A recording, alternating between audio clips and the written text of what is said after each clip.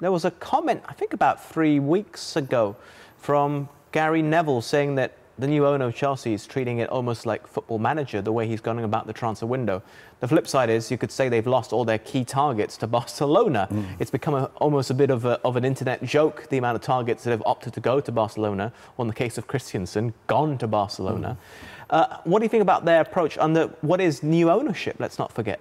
Well, they're going to, with Tuchel, they're going to look at targets, and then they're going to have to, obviously they're spending big money to bring those targets in. Listen, if a player wants to go to another club, there's nothing you could do. Then you've got to reevaluate and try and bring someone else in that's going to strengthen your squad. The key thing not to do is to panic and bring somebody in for the sake of it, for filling a substitute's role. That's the biggest problem. I agree with you entirely. Is they've looked at, it appears that they've looked at targets. They want those players, and those players have gone, no, sorry, I'd rather go to Barcelona. Yeah. I think they've got more to do. I think there's more coming for Chelsea. I think there's targets that they've looked at, there's targets that they've missed out on. You know, we said before, there's areas that they need strengthening. I think Chelsea fans they've got a bit of excitement to come before the end of the window because they are light in certain areas. I think I'd expect at least one or two, probably one big one before the end of the window. But they won't spend the money just for the sake of it, will they? They're going to have to look again, reevaluate, and say, right, this player, if he comes in, he's going to be better than so-so, or he can do that job for the whole season, not, oh, I might buy him because he's got to play 4 or 5 games. The big clubs don't really work like that. And by the way, in that list that we're not, the transfers that we saw then, they've got a new signing in Conor Gallagher. He's been out on loan for the last 3 seasons, getting better and better. He was outstanding last year at Crystal Palace, got himself into the England squad. That's like another new signing for them this season. There's also a link now to Manchester United and their attempts to salvage their summer transfer window, because they've both been linked to Pierre-Emerick Aubameyang. They've both been linked even more heavily to Frankie de Jong. Now, Barcelona, from what we understand, they had their financial problems. They'll have to sell in order to register Jules Koundé, and we don't need to get into the details about that. But who needs Frankie de Jong more, Manchester United or Chelsea? Well, we just saw Kante pull his hamstring there. So that could accelerate the process for Chelsea, depending on how serious that's going to be. I think it's interesting now because players are choosing not to go to Manchester United. You look at, you know, the players that have the options. Manchester United aren't the draw that they were before. I think the Frankie de Jong situation is a situation at Barcelona that has to be resolved. I think the problem is that end, not his destination. I think it's his current location that's the problem, not the final destination. De Jong? Well, who needs him more? Manchester United in the situation they're in, but Paul's right. Does he want to go there? But I think it is being complicated by Barcelona. Barcelona seem to be able somehow, with the debt they're in, to dictate where players go or who they sign. It's incredible. Chelsea could lose players as well. I won't be surprised to see Ben Chilwell move on after, you know, Cucurella coming in and what the manager said today. Man City are in the hunt for a left back. Still a couple of weeks left of the window. So you feel also De Jong is more attracted, would be more attracted to Chelsea, even though he's worked at Ten Hag? I think with an opportunity, well, the Ten Hag would be the draw for him because he's worked with them in the past. But I think from a player's perspective, where's he got more chance of winning anything this year? Chelsea. Or playing Champions League football. Yeah. What about Pierre-Emerick Aubameyang? Because you would have seen him more than Robbo, I presume, because of the Arsenal connection. Is he the player that Chelsea need? You think it's a logical move? Well, I think you've got to accept what you get with Aubameyang. If you get Aubameyang that is scoring goals, you're getting a good player. But with Arsenal, for some reason, it all went wrong.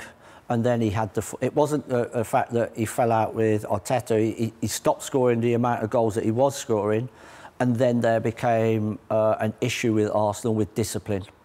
And Mikel Arteta couldn't afford to let that happen with the things that had gone on at Arsenal before.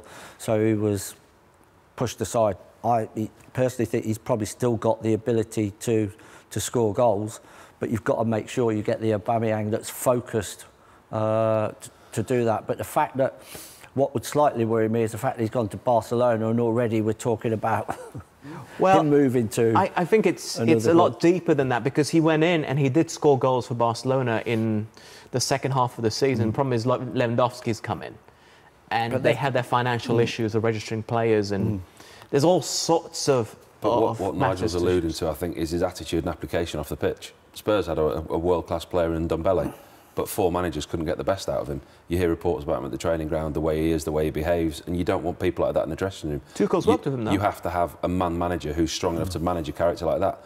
Undoubted talent. How do you get the best from them? How do you make those players, for want of a better word, behave off the pitch and toe the line? Tuchel's worked with him. We talked about De Jong and Ten Hag. Tuchel was with him in Dortmund. I'm not saying that it wouldn't work. I'm just saying to get the best out of him, you have to have a manager who can manage them. You've got to evaluate whether the issues that he had at Arsenal, whether that desire is still there, whether he comes in, is it going to disrupt my squad?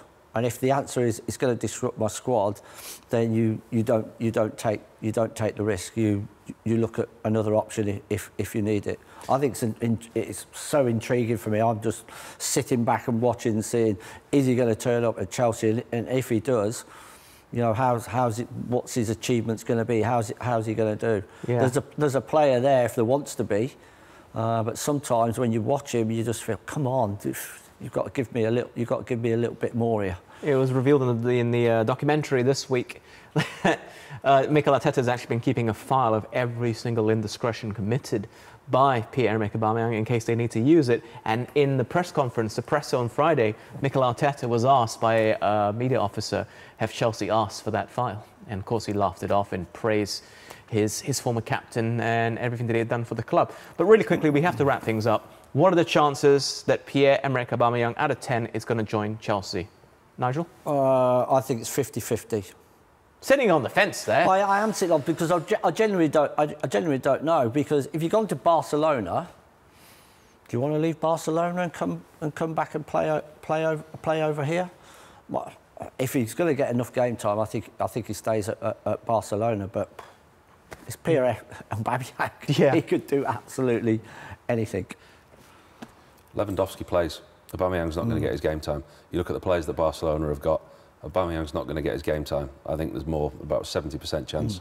I think there's more, 75% chance he leaves, 70% chance he comes to the Premier League. He came on in the 83rd minute yesterday in their goalless draw, their opener in La Liga as well. Pierre-Emerick Aubameyang, that is. Lewandowski starting. It's whether he wants to come back here.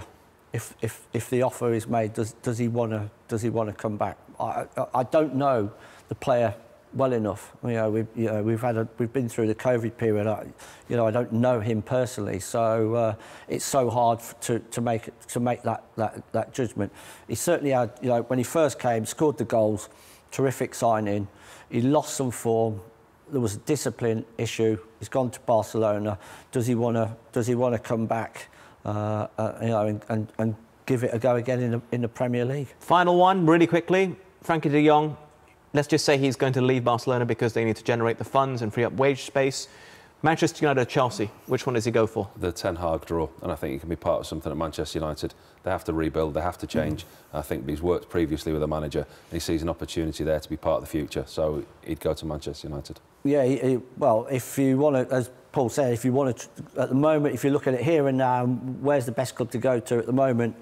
It's Chelsea. He's worked with the previous manager at Manchester United. Is it a draw? It's still a huge club, but they've got to get things working very, very quickly because the supporters will not take this for much longer. Sitting on the fence again, which club is more likely? I think he'll go Man United. Man United as well. Yeah.